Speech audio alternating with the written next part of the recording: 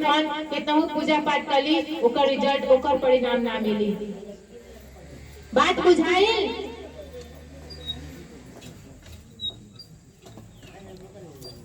और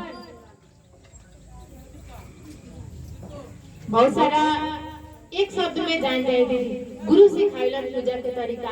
रौरा सूत्र करी, महादेव से दया मांगी। जैसे जैसे रौरा जब तक ले सूत्र ना होई नु मन में तरह तरह के बात आई, लेकिन जहिया से सूत्रवा होने लगी रौरा बुझा जाई कि पूजा का ह, शिव चर्चा का ह। सूत्रवा बस ईमानदारी से करी लो, महादेव से दया मांगी, महादेव के प्रणाम करी। गुरु के जन आदेश बा नइखे हो वो महादेव से कही, बुझा जाई कि पूजा का ह, शिव चर्चा का ह, हमरा का करे के चाहिए। गुरु समझावेलन कि बाबू तरह का करे के बा, का करे के चाहिए। गुरु नइखन शरीर में लेकिन समझावेलन। हम रौरा महादेव के गुरु मानले बानी सन, और गुरु शिष्य के जब से सृष्टि परवान बाए तब से गुरु शिष्य के परंपरा चलत आवता। गुरु शिष्य के परंपरा में बा कि जब रौरा गुरु माननी कोई के, रौरा सिख बनी या सिख होनी लो, जब तक ले रौरा गुरु के गुरु दक्षिणा ना दे तब तक ले गुरु जौन दीक्षा देले बाड़न, जौन रौरा के शिक्षा देले बाड़न, जौन उनकी उपाय बतैले बाड़न, उ फलित ना होई, उनके परिणाम ना मिले। सुनले बानी लोग, जाना तानी लोग, बहुत लोग में गुरुमुख भइल होई, सिख भइल होई। हमू रौरा महादेव के गुरु मानले बानी सन। और गुरु दक्षिणा के अर्थ का होला? द जोड़ एसना, द जोड़ एसना। द माने होला देने वाला, एसना माने होला चाहत, इच्छा। हमू रौरा महादेव के गुरु मानले बानी सन। और महादेव के जब से गुरु मानी सन, शिष्य बनी सन, महादेव से दया मांगतानी सन, प्रणाम करतानी सन। महादेव हमरा के बहुत कुछ दया कइले बाड़ा। आज दया ना कइले रहतन इतना धूप में, कड़कड़ी धूप में हम रौरा ना आती सन इतना दूर से। बात आता समझ में? ध्यान से सुनी लो दीदी। महादेव दया कइले बाड़ा तबे आइल बानी सन। हम रौरा अपना गुरु जी के का दिहल जाए गुरु दक्षिणा में, और हमारा और गुरु जी का चाहता ना। आज तक ले गुरु शिष्य के परंपरा में चेला लोग पूछतले हलो, गुरुजी से लोग चेला लोग पूछतला कि ए गुरुजी तू हमरा के शिक्षा देला, हमरा के पढ़ाइला लिखाइला अच्छा समय देला, एकरा बदले में हम ताके के गुरु दक्षिणा में का दी? तब गुरुजी शरीर में बाणा तो बता दिहन कि हई चाहिए हमरा चेला गुरु दक्षिणा में। लेकिन हमारा और गुरु तो शरीर में नहीं था, ना उनका के भोजन करा सकता निशान, ना उनका के वस्त्र पहना सकता निशान, ना उनका पैर धो सकता निशान, ना उनका पैर दबा सकता निशान। आखिर का के गुरु के गुरु दक्षिणा दिए? और गुरु जी के साथ तो हमारा रूपा बाटे, हमारा गुरु के चाहिए का? हमारा गुरु जी के दीदी बस एगो चीज चाहिए गुरु दक्षिणा में कि चेला तू आपन इच्छा, आपन चाहत, आपन इच्छा हमरा के दो। बात आता समझ में? हमरा गुरु जी के हमरा से चाहिए कि आपन इच्छा, आपन चाहत, आपन इच्छा दो। इका के दियाई जब तीनों सूत्रवा के ईमानदारी भाव से, निस्वार्थ भाव से कइल जाई तब हमरा रौरा से गुरु के गुरु दक्षिणा दियाई। निस्वार्थ भाव से होई की हानि? निस्वार्थ भाव के अर्थ का होला निह जोड़, स्व जोड़ अर्थ। निह माने होला नहीं, स्व माने होला स्वयं खुद के, अर्थ माने होला मतलब। जहाँ आपन माने मतलब, आपन इच्छा, आपन चाहत कुछ भी नहीं थे। इके ना दियाई। अगर पहला सूत्र महादेव से दया अपना खातिर मांगतानी, अपना दुख मुसीबत खातिर दया मांगतानी कि महादेव दया कर, हमार हई दुख मुसीबत बा, नौकरी हो जा, बेटा हो जा, घर बन जा, अगर ये सब खातिर दया मांगतानी तो ये गुरु के गुरु दक्षिणा ना हो। अगर शिष्य बने खातिर, शिष्य बनाए खातिर दया मांगतानी, ये महादेव दया कर, हम शिष्य बन जाएं, जना भाई बहन के बताई लोग भी शिव के शिष्य बने, लोग भी महादेव के परिधि में रहे, ओकर मन महादेव के परिधि में रहे, उस शिष्य बने चले रहे। अगर शिष्य बने खातिर, शिष्य बनाए खातिर दया मांगतानी तो यह गुरु के गुरु दक्षिणा। दूसरा सूत्र अगर चर्चा में ये सोच के जाता नहीं कि चर्चा में जाए तो हमारे बाल बच्चा, हमारे घर परिवार सब कुछ ठीक ठाक रही, हमारे डांड के दर्द, पैर के दर्द आराम होता टे आराम बावे जाए तो अच्छा चली। अगर ये सोच के रहता नहीं चाहे कोई के बताओ तानी समझाओ तानी मन में ये सोचबा कि लोग हमरा के जाने लोग हमरा के मान सम्मान दे तो ये गुरु के गुरु दक्षिणा ना हो। मात्र कोई से बताओ तानी समझाओ तानी चाहे चर्चा में जाता नहीं मात्र ये सोचबा कि हमार गुरु हमरा के आदेश कइले बाड़ा कि बाबू तू जो सोच समझ के हमरा के गुरु बनेला चाहे दूसरा के बताइयो। महादेव ऐसा दया करो तेरा दया से जो भी आज बैठक में बात हुई सप्ताह के सेंटर पर बात हुई महादेव दया करियो एक एक भाई बहन की बतिया दिमाग में ना दिल में उतर जाओ ओकरा मन पे तू भारी हो जाओ। अगर ये सोचबा कोई के बात करता नहीं समझाता नहीं तो ये महादेव दया करो जे महात्मा के गुरु नहीं के मान ले गुरु मान ले जे मान ले बा बात सुन के समझ के ये काम के करे लागे जे करता और तेजी बेचैनी के साथ ये काम के करे लागे। अगर ये सोचबा तो सचमुच में हमरा रोज से गुरु के गुरु दक्षिणा दिया था। तिसार का सूत्र अगर प्रणाम करत आनी माला से चाहे टुकड़ा टुकड़ा में मन में ये बाटे कि जगत जीवन आसान होई तो महादेव से रिश्ता होई माला से प्रणाम कइला से तीन गो फायदा होला। अगर ये सब मन में बा तो ये गुरु के गुरु दक्षिणा ना हो।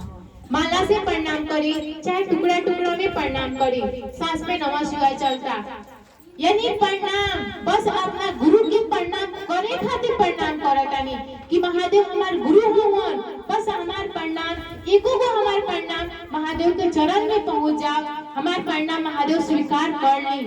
अगर इस सोच के प्रणाम करतानी तो यह गुरु के गुरु दक्षिणा बात बुझाइल। मात्र की हमारा सोचबा अगर महादेव पूछ दी दया मांगतानी चाहे प्रणाम करतानी अगर महादेव पूछ दिया के कि अगर साक्षात महादेव आज यहाँ पूछ दी कि तू हमरा के प्रणाम कइला है बताओ का चाहिए दया मांगो तारा दया में का चाहिए तो कुछ ना सरकार रौड़ा हमार गुरु हई प्रणाम करे के मन कइला सरकार का प्रणाम कइनी है यह गुरु के गुरु दक्षिणा। अब रौड़ा लोग के मन में ये सोचात होई कि दीदी तो बताओ तानी कि निस्वार्थ भाव से प्रणाम करें निस्वार्थ भाव से महादेव से दया मांगी मन में कुछ मांग जानना होके। और जगत में तो इतना दुख तकलीफ बा केकरा से कहल जाए के सुनी ई पता बा दीदी हम लोग जानत तानी सन कि जगत में महादेव के सिवाय या धरती ब्रह्मांड में महादेव के सिवाय हमारा और दुख मुसीबत कोई ना सुनी केकरा से सुनावल जाई सुनी हन लेकिन धीरे धीरे अनिस्वार्थ भाव से होई के गानी ई नहीं थे कि रौना महादेव से सुनाए तबे उ सुनिहन और महादेव से ना सुनाए तरा और दुख मुसीबत के हल ना होई ना सुनाए और जल्दी हल होई। महादेव जाना तारन कि रौना का चाहिए ई जीवात बा हम रौना जौना शरीर में आइल बानी सन एक चिट्टी बा चाहे कोनो भी जीव जंतु बा 10,100 साल के बाद का सोची वो महादेव जाना तानी बात आवता समझ में तो रौरा 2 महीना 4 महीना के 2 साल के बाद का चाहिए का महादेव नहीं जाना तानी आपन दर्द आपन मुसीबत ना सुनावल जाए दीदी। अगर आपन दर्द छुपा लिहल जाओ बस महादेव से दया मांगल जाओ शिष्य बने खातिर प्रणाम कर जाओ कि हमार प्रणाम गुरु के चरण में पहुंच जाओ लोग शिव के शिष्य बने एक खातिर तब सही माने मतलब में हम रौरा दया के हकदार बानी सन तभी हम रौरा दया पावे लायक बानी सन।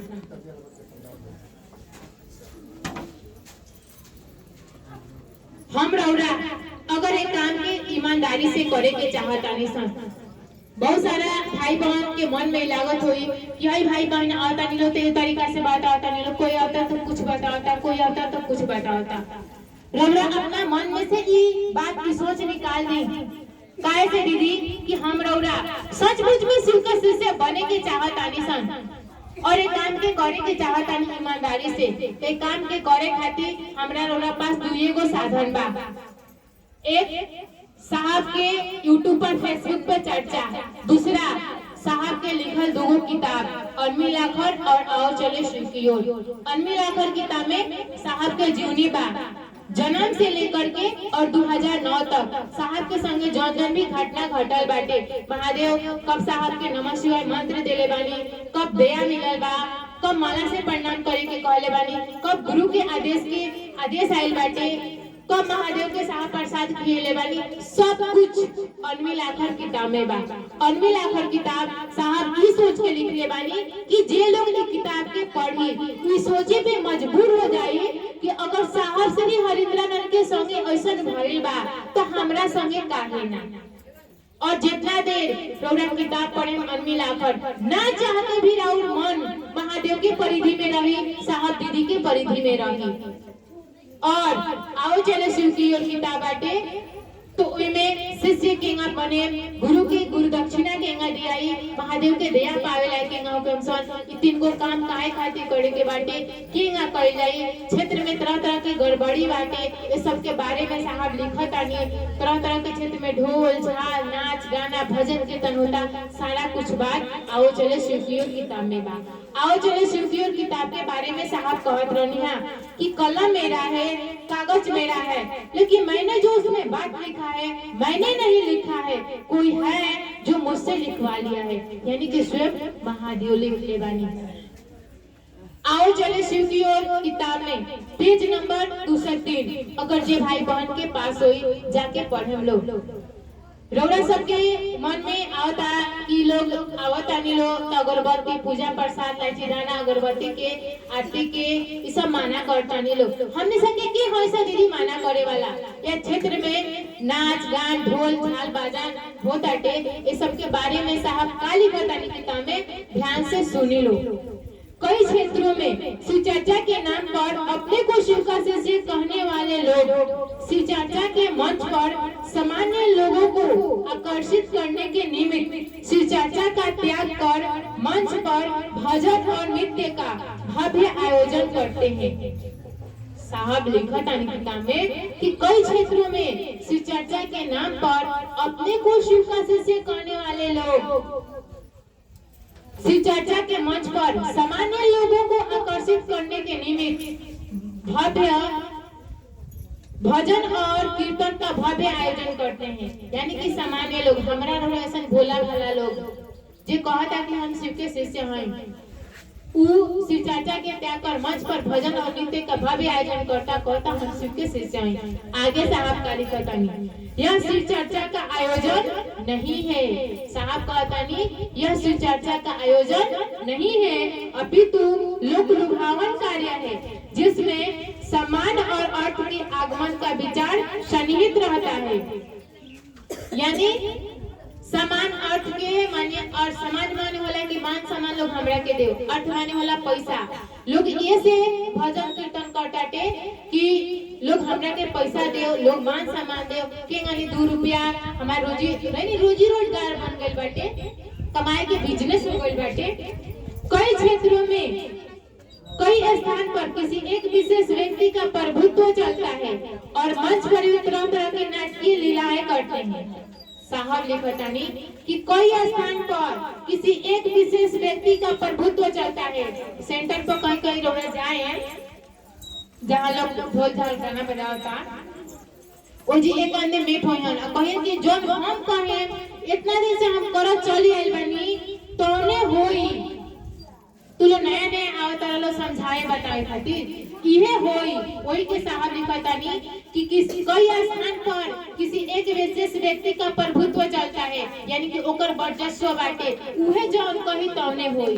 बात आवता समझ में? आगे देखी यह भगवान शिव के प्रति मोहब्बत का बनावटी प्रदर्शन है और तिजारत की निंदनीय चेष्टा है। यानी मोहब्बत के बनावटी प्रदर्शन यानी मुखौटा बाटे। साहब आगे लिखतानी ये सब बात सुन के साहब आगे का लिखतानी ध्यान से सुनी। मैं बंद कानों से भी सुनता रहता हूँ और मन विषाद से भर जाता है। मैं नियंत्रण का असफल प्रयास करता हूँ, ऐसे लोग मेरा परामर्श मानते नहीं। वैसे तो महानियंत्रक महेश्वर है, शिव तो नियंत्रकों का नियंत्रक है। साहब कहतानी कि क्षेत्र में जौन तरह सब हो ताटे ढोल झाल नाच गान भजन आरती कीर्तन हो ताटे, पैसा लोग लेता देता चाहतानी कि सही जौन बात बाटे सही जौन लोग शिव शिष्य के बात हटे गुरु शिष्य के बात है सही बात लोग में उतरे, सही बात लोग समझे, लेकिन लोग मानत नहीं। और ये सब सुन के कान भी बंद कर लेता नहीं, लेकिन मन विषाद माने वाला घृणा नफरत मन विषाद से भर जाता। चाहता नहीं कि लोग हमारे परामर्श जो राय देता नहीं लोग मान जाओ, सही गुरु के बात करे, लोग शिव के शिष्य बने, लेकिन लोग ऐसा करत नहीं थे और असफल हो जाता नहीं। साहब आज कहता नहीं कि वैसे तो महानियंत्रक महेश्वर है, शिव तो नियंत्रकों का नियंत्रक है। अगर महादेव चाह दी, साहब चाह दी तो सेकेंडो लागी पूरा सृष्टि के शिव शिष्य होके में, शिवमय होके में। लेकिन हमरा रौरा का मिल जाई, हमरा रौरा के महादेव काहे कहनी, बात बुझाता।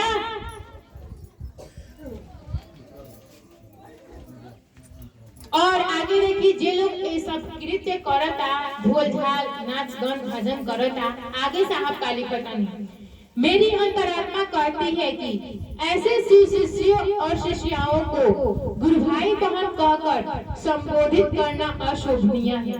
माने जे लोग भाई बहन से रुपया पैसा ठगत आटे, लेता देता आटे, भजन कीर्तन जे लोग माने करत आटे, ऐसा लोग के गुरु भाई गुरु बहन कह के पुकारल के गुरु भाई और गुरु बहन हवी अशोभनीय बाटे। अगर कोई गुरु भाई गुरु बहन होई तो अपना बहन से कोई भाई पैसा ठगी, कोई बहन से बहन पैसा ठगी, कहां तक ले ना दे दी तो आगे लिखता नहीं। ऐसे कृत्य मात्र उस व्यक्ति का नैतिक अमूल्य नहीं करते, अपितु समाज, देश और भगवान शिव के मोहक छवि को नष्ट करते हैं। शिव गुरु की शिष्यता से जीवन सुंदर होता है, परंतु ऐसे लोग स्वयं और समूह के आध्यात्मिक पतन का कारण बनते जा रहे हैं। साहब कहता नहीं कि शिव की शिष्यता से जीवन सुंदर होता है, यानी जब से रौरा महादेव के गुरु मननी रौरा जीवन के दशा दिशा बदलल बा कि ना, जीवन में खुशी बाहर आवता कि ना, रौर जीवन सुंदर शिवमय होता कि ना, बात आवता दीदी समझ में। हम रौरा महादेव के से दया मांगल जाओ कि महादेव दया करो, और रौरा लोग के भजन कीर्तन करे के मन नहीं कैला। 2 घंटा के चर्चा में भजन एगो से दूगो हो गए।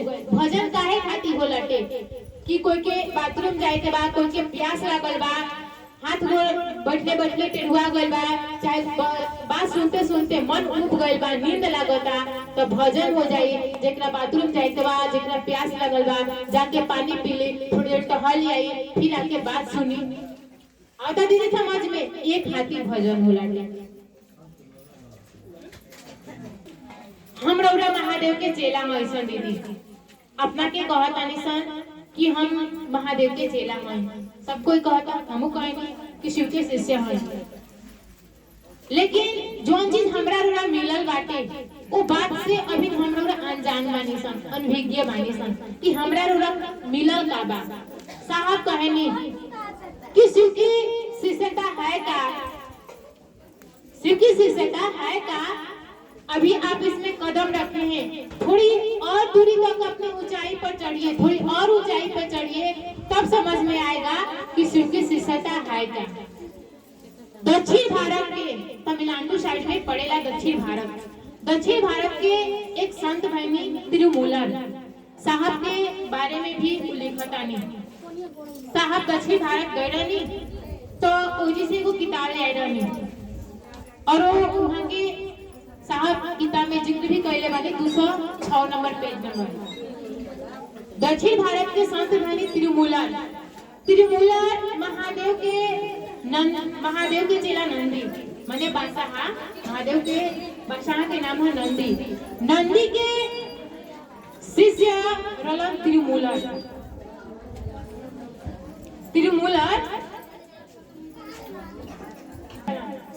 और तिरुमूलर किताब में लिखा तारन, साहब के भी बारे में लिखा तारन कि आज से 1300 साल बाद धरती पर एक महादेव का चेला जाएगा, कुछ अपने गणों के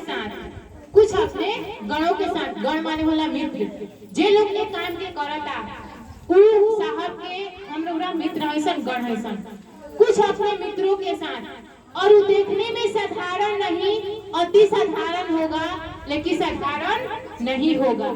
साहब के बारे में लिखा था कि साहब साधारण दिखे में रहता नहीं, हम लोग कहत हमें जे साहब के अगर नहीं देखे, अगर साहब कुर्ता पैजामा पहन के आ जाए तो लोग कहीं ये साहब है, या बहुत लोग जात रहा है साथ में जाई तो कहीं ये साहब है, इतना साधारण, लेकिन वो साधारण रहनी है ना।